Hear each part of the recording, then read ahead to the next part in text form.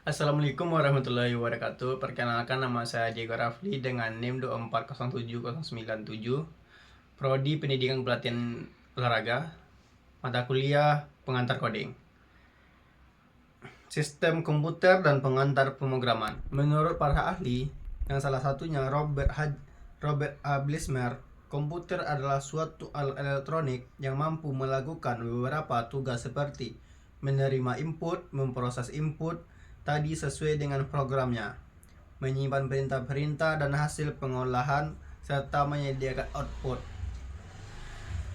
Fungsi komputer saat ini, komputer jadi alat bantu administrasi, komunikasi, multimedia, pengendali sistem industri, produksi entertainment, periksa kesehatan, kendali perang.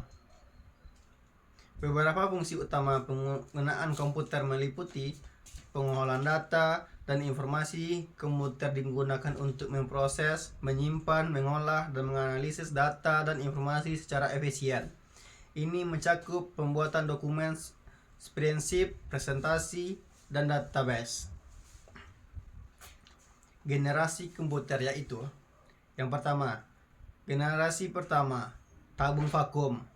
Generasi kedua, transistor. Generasi ketiga, oleh Jack Kilby, generasi mikroprosesor. Yang kelima, generasi AI, seperti smartphone dan tablet. Sistem komputer terbagi menjadi tiga. Yang pertama, hardware, peralatan fisik komputer itu sendiri. Yang kedua, software, pemrograman yang berisi perintah untuk melakukan proses tertentu. Yang ketiga, brainware, manusia yang mengoperasikan dan mengatur sistem komputer. Sistem bilangan komputer yaitu: yang pertama, sistem bilangan desimal. Yang kedua, sistem bilangan biner. Yang ketiga, sistem bilangan oktal. Yang keempat, sistem bilangan heksadesimal. Fungsi software secara umum: menyediakan fungsi dasar kebutuhan komputer, mengatur berbagai hardware agar dapat bekerja secara bersama-sama, penghubung software yang lain dengan hardware, sebagai penerjemah software lain dalam instruksi ke dalam bahasa mesin sehingga dapat diterima oleh hardware. Perangkat lunak sistem, bahasa pemrograman, sistem operasi, dan utility. Perangkat lunak aplikasi, perangkat lunak perusahaan, infrastruktur perusahaan, informasi kerja, media dan hiburan, pendidikan, pengembangan media, rekayasa produk, dan lain-lain. Pengertian anatomi komputer serta bagian-bagiannya. Anatomi komputer merupakan bagian-bagian yang terdapat pada sebuah komputer yang memiliki fungsi-fungsi tertentu yang bekerja secara selaras dengan bagian-bagian lainnya sehingga dapat menjalankan setiap instruksi yang diberikan oleh user. Bagian-bagian dari sebuah komputer: yang pertama, monitor. Yang kedua, mouse. Yang ketiga, keyboard. Keempat, speaker. Kelima, CPU. Yang keenam, motherboard. Yang ketujuh, RAM. Yang kedelapan, prosesor. Yang kesembilan, power supply. 10, hard drive, dan lainnya. Pengantar program komputer dan algoritma.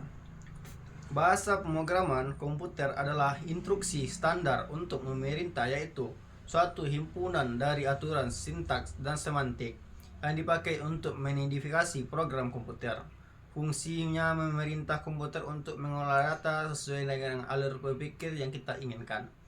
Kelompok bahasa pemrograman: Object Oriented Language, High Level Language, Middle Level Language, Low Level Language.